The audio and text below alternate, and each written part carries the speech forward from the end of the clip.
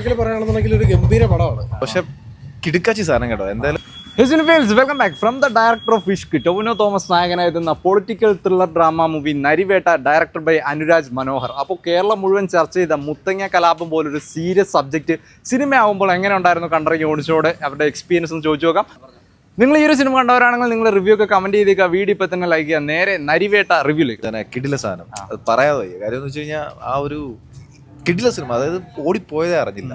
അത്ര നമുക്ക് first half ഒക്കെ എങ്ങനെ തീർന്നെന്ന് കൂടി എനിക്ക് അറിയാൻ വയ്യ.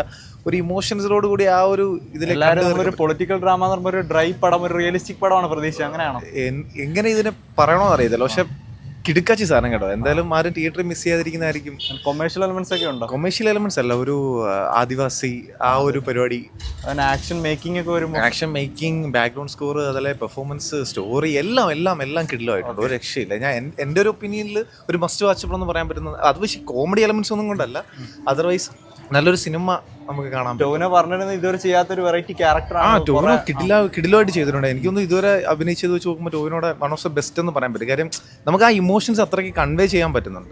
എനിക്ക് ഭയങ്കരമായിട്ട് വർക്ക് ആയിട്ടുണ്ട്. ട്രെയിലർ കണ്ടപ്പോൾ റിയലിസ്റ്റിക് ഒരു ഡ്രാമ മൂവിയാണ് പ്രതീക്ഷ. എങ്ങനെ ഇമോഷണലി കണക്ട് ആവുന്ന ഒരു മൂവിയായിരുന്നു. ഭയങ്കര ഇമോഷണൽ ആയിരുന്നു. സീൻസ് ഒക്കെ നല്ല ഫ്രെയിമും അങ്ങനത്തെ മേക്കിംഗ് ഒക്കെ എങ്ങനെ ഉണ്ടായിരുന്നു? നല്ല ഡയറക്ഷനും എങ്ങനെ ഉണ്ടായിരുന്നു ടോട്ടലി പടം? ടോട്ടലി വർത്ത് വാച്ചാണ്. നല്ല വർത്ത് വാച്ചാണ്. ട്രെയിലറിൽ നിന്ന് നമുക്ക് കിട്ടുന്നതിനനുസരിച്ചൊരു എഫക്റ്റ് നമുക്ക് കിട്ടുന്നുണ്ട്. സെക്കൻഡ് ഹാഫ് ഒക്കെ കഴിയുമ്പോഴത്തേക്ക് അത്യാവശ്യം നല്ല ഇമോഷണലി നമുക്ക് കണക്ട് ആവുന്ന മേക്കിംഗ് ഉണ്ട് നല്ല രീതിയിൽ. സുരാജ് ഏട്ടനായാലും ഒരു ഡ്രാമ മൂഡിലാണ്. ഡ്രാമ മുന്നല്ല, ഒരു ത്രില്ലർ ആർട്ട് സെറ്റപ്പ് അല്ല, ഒരു റിയലിസ്റ്റിക് സ്റ്റോറിയാൽ വൃത്തിയായിട്ട് എടുക്കാവുന്ന രീതിയിൽ നല്ല വൃത്തിയായിട്ട് എടുത്ത് വെച്ചിട്ടുണ്ട്. പിന്നെ മ്യൂസിക് ആണെങ്കിൽ ജെക്സ് സൂപ്പറായിട്ട് ചെയ്തിട്ടുണ്ട്. ബാക്ക്ഗ്രൗണ്ട് സ്കോർ ഒക്കെ അത്യാവശ്യം നല്ല വൃത്തിക്ക്. ടൊവിനോയുടെ ഒരു വേറിട്ട കഥാപാത്രം വെച്ച് ചെയ്തിട്ടുണ്ട്. പക്ഷേ അത്യാവശ്യം വൃത്തിയായിട്ട് ചെയ്തിട്ടുണ്ട്. സുരാജ് ചേട്ടനാണെങ്കിൽ ഇമോഷണൽ നല്ല രീതിയിൽ കണക്ട് ആവുന്ന രീതിയിൽ ചെയ്തിട്ടുണ്ട്. തോമസ് നല്ല പടമായിരുന്നു. പിന്നെ കുഴപ്പമില്ല, നല്ല പടം. ഇമോഷണലായിട്ടാണോ പോകുന്നത്? അല്ല, സെക്കൻഡ് ഹാഫ് ഫുൾ ഇമോഷണൽ ആയിരുന്നു.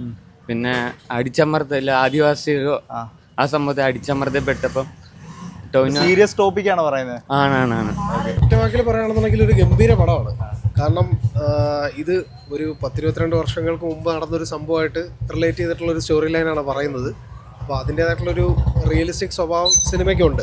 അപ്പോൾ ഒരു കൊമേഴ്ഷ്യൽ എലമെൻ്റ് ആയിട്ടുള്ള ഒരു രീതിയിലൊന്നും അല്ല പടം പിടിച്ചിരിക്കുന്നത്. എന്നിരുന്നാൽ പോലും ഓഡിയൻസിന് വരുന്നവർക്കെല്ലാം കണക്ട് ചെയ്ത് പോകുന്ന രീതിയിൽ കാര്യങ്ങളെല്ലാം കൊണ്ടുപോയിട്ടുണ്ട്. പക്ഷേ അവസാനമൊക്കെ വരുമ്പോഴത്തേക്ക് സെക്കൻഡ് ഹാഫ് ഒന്നും ഒരു രക്ഷയില്ല. മേക്കിങ് ഭയങ്കര കിടിലം ഗംഭീര പടം എന്ന് പറഞ്ഞു കഴിഞ്ഞാൽ എനിക്ക് സത്യം പറഞ്ഞു കഴിഞ്ഞാൽ ഇതിനകത്ത് എന്തും പറയാം. കാരണം അത്രയ്ക്ക് ഇമോഷണലായി പോകുന്ന രീതിയിലാണ് ക്ലൈമാക്സ് കൊണ്ടുവന്ന് വെക്കുന്നത്. പൊതുവെ ഇങ്ങനെ ഈ സീരിയസ് സബ്ജക്ട് പൊളിറ്റിക്കൽ ഡ്രാമയൊക്കെ വരുമ്പോൾ തിയേറ്ററിലോട്ട് ആളുകൾ വരാനുള്ള ഒരു ഇതുണ്ട്. അപ്പോൾ ഈ സിനിമ അതിൽ നിന്ന് എങ്ങനെ ഡിഫറെൻ്റ് ആയിട്ട് തോന്നി? അല്ല, ഓഡിയൻസിൻ്റെ കേസിൽ എനിക്ക് എന്ത് പറയണമെന്ന് എനിക്ക് അറിയത്തില്ല. കാരണം നമുക്ക് ഈ പറയാൻ പറ്റുന്ന ഒരു സിനിമ നല്ലതാണെങ്കിൽ നല്ലതെന്ന് ജെന്യൂനായിട്ട് നമുക്ക് പറയാൻ പറ്റും. അത് സ്വീകരിച്ചിട്ട് ഓഡിയൻസ് വരുന്നത് അവരുടെ പേഴ്സണൽ ചോയ്സാണ്. അതിനകത്ത് നമുക്കൊന്നും പറയാൻ പറ്റത്തില്ല. പക്ഷേ ഗംഭീര പടമാണ്. അതിനകത്ത് ഞാൻ ഒന്നും പറയുന്നില്ല. കാരണം അത് എക്സ്പീരിയൻസ് ചെയ്യുക എന്നുള്ളത് അത് തിയേറ്ററിൽ ഇരുന്ന് കണ്ടു കഴിയുമ്പോൾ അവർക്ക് മനസ്സിലാക്കാൻ പറ്റും. നമ്മളിതും മനസ്സിലാക്കേണ്ട ഒരു നോർമൽ ത്രില്ലറൊക്കെ പ്രതീക്ഷ വരുന്നവർക്ക് ഇഷ്ടപ്പെടുമോ? മേക്കിംഗ് കൊണ്ട് നല്ലൊരു ആക്ച്വലി ഇതൊരു ത്രില്ലർ സ്വഭാവമുള്ളൊരു സിനിമയാണ്.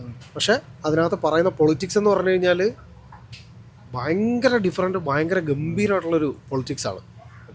മേക്കിംഗ് വൈസ് ഒക്കെ ഉണ്ട്. ആക്ഷൻ സീൻസ് ഒക്കെ കുറേ ട്രെയിലറിലൊക്കെ കണ്ട് അതൊക്കെ എങ്ങനെ വന്നിട്ടുണ്ട്?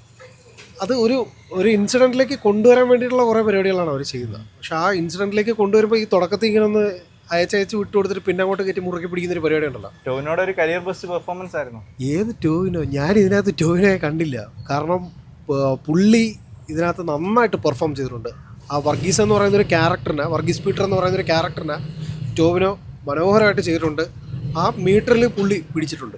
എനിക്കത് നന്നായിട്ട് വർക്കായി. കാരണം ഒരു സാധാരണക്കാരനായിട്ടുള്ള ഒരു പോലീസുകാരാണ്. എന്നാൽ അയാളുടെ ക്യാരക്ടറിന്റെ വ്യത്യാസങ്ങൾ എന്തൊക്കെയാണോ അതിനകത്ത് എല്ലാം പുള്ളി ചർച്ച ചെയ്യാനുള്ള എന്തെങ്കിലും വിവാദം അല്ല. ഇത് ഒരു കാലഘട്ടത്തിൽ നമ്മൾ കണ്ട് നമ്മുടെ ചുറ്റും നടന്ന ഒരു ഇൻസിഡന്റിനെ ബേസ് ചെയ്തിട്ടുള്ളൊരു പടം ആയതുകൊണ്ട് തന്നെ ആ രീതിയിലുള്ള കുറേ കാര്യങ്ങൾക്ക് ആളുകൾക്ക് സംസാരിക്കാനും, കുറേ ആൾക്കാർക്ക്, പുതിയ കുറേ ആൾക്കാർക്ക് ഇതൊക്കെ മറന്നുപോയ കുറേ ആൾക്കാരുണ്ട്, അറിയാത്ത കുറേ ആൾക്കാരുണ്ട്. അവർക്കൊക്കെ ചർച്ച ചെയ്യാനുള്ള കുറേ സാധനമായിട്ടുണ്ട് പടം. ഓക്കെ. ടൊവിനോയും സുരാജൊക്കെ നൈസ് അഭിനയമായിരുന്നു. കുഴപ്പമില്ല, കണ്ടിരിക്കുക. നമ്മൾ പ്രതീക്ഷിച്ച ഒരു റിയലിസ്റ്റിക് ഡ്രാമ എന്ന് ഡിഫറെൻ്റ് ആയിട്ടാണ്. അങ്ങനെ ഉണ്ടായിരുന്നു. റിയലിസ്റ്റിക് ആയിട്ടൊരു പണ്ട് നടന്ന ഒരു സ്റ്റോറി ആയിട്ട് തോന്നുന്നു. കുഴപ്പമില്ല. മേക്കിംഗ് ഒക്കെ എങ്ങനെയുണ്ട്? മേക്കിംഗ് കൊള്ളാം. ബ്രോ എങ്ങനെ ഉണ്ടായിരുന്നു നരിവേട്ടം? കൊള്ളാം, നല്ലൊരു പടം. അതായത് ഇമോഷണലി നമുക്ക് കുറേ കണക്റ്റ് ആവുന്നുണ്ട്. അതായത് ഇപ്പം മുത്തങ്ങ സമരമാണ് പറയുന്നത്, പക്ഷേ പൊളിറ്റിക്കലി ഒന്നും ഞാൻ സംസാരിക്കുന്നില്ല. പക്ഷേ അതിനകത്ത് ആ ഒരു ക്യാരക്ടറിനെ ബേസ് ചെയ്ത്, ആ പോലീസുകാരനുള്ള ക്യാരക്ടറിനെ ബേസ് ചെയ്തിട്ട് ആണ് മൊത്തത്തിൽ പടം പോകുന്നത്. അപ്പോൾ ആ അന്നത്തെ കാലഘട്ടവും ആ പൊളിറ്റിക്സും ഒക്കെ പറയുന്നുണ്ട്. പക്ഷെ അത് നമുക്ക് എത്രമാത്രം ഇതായിട്ട് ഉള്ളതെന്ന് ഞാൻ സംസാരിക്കുന്നില്ല. ഇമോഷണലി നല്ല കണക്ട് പക്ഷെ ആയി. പടം അടിപൊളിയാണ്, ഇമോഷണലി കണക്ട് ആവുന്നുണ്ട്. എല്ലാവരും പെർഫോമൻസ് സൂപ്പറാണ്. ടോവിനോയുടെ പെർഫോമൻസ് അടിപൊളിയാണ്. ബാക്കി എല്ലാവരും പടം മൊത്തത്തിൽ നമുക്കൊരു ഹുക്ക് വീഴും പടം കണ്ടു കഴിയുമ്പോൾ.